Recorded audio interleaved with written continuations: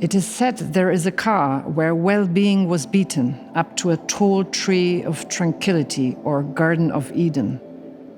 Herein happiness brushing off in the middle of its courtyard and alongside peace, for an eternity it resided.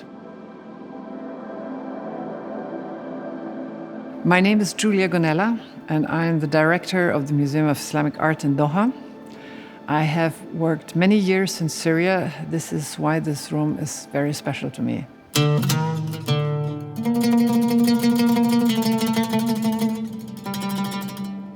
We are talking about the Damascus Room. The Damascus Room is part of an interior of a 19th century house from Syria.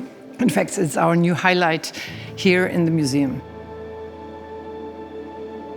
You go through the neighborhoods of the old towns and you don't see what's inside the houses. Once you enter a door and you come inside the house, you come into this beautiful courtyards. It's like a little paradise. Syrian houses would all have these wooden interiors. Some of this is the influence from Istanbul because they have these sort of rounded, like you can see here, the door with the mirrors and the sort of the rounded curves. Then also very often you start having little landscape scenes or European style influences, which come with the later period.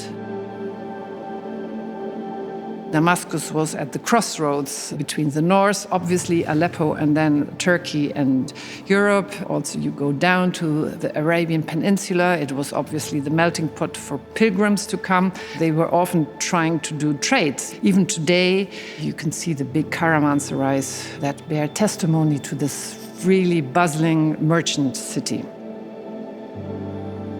So what we did here is we displayed a choice of ceramics that could have been in this house. Some glass, painted glass, objects, ceramics from Iznik, from our Iznik collection. It's a varied piece, including the carpet. I mean, we chose it more for the beauty. It was important for us to convey the atmosphere of the room.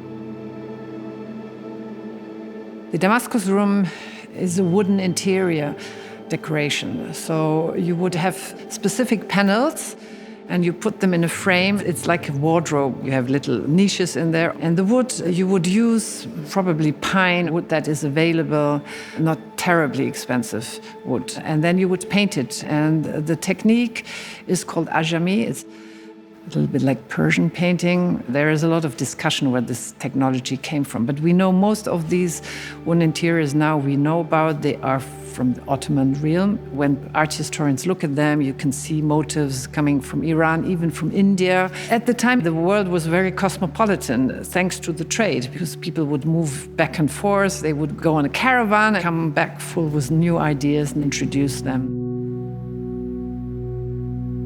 Here we have two types of inscriptions. You see the ones in the cartouches on the upper cornice of this revetment, and then you see a last one which goes over there with, again, little cartouche. This is the beautiful names of God. If you look in detail at the wooden revetment, you can see on the top there are these cartouches, and they contain a poem on the room. It's about hospitality. And on the other side, actually, it also mentions the date, which is nice. It's very good for us to know, because we have exactly the date when this room was put together. The Museum of Islamic Art is one of the most beautiful museums in the world. And I'm not saying this because I'm the director, it's just everything is so beautifully done and in harmony. And if you know the other galleries, they have a completely different feel. The Damascus Room is in the Ottoman Gallery on the third floor, and it's displayed together with other objects from the Ottoman Gallery.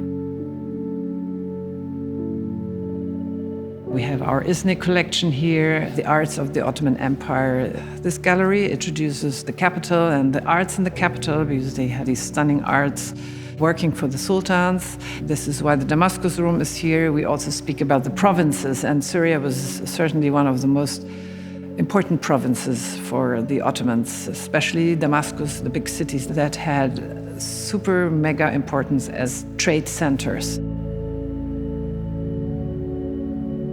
Damascus Room is the most immersive object.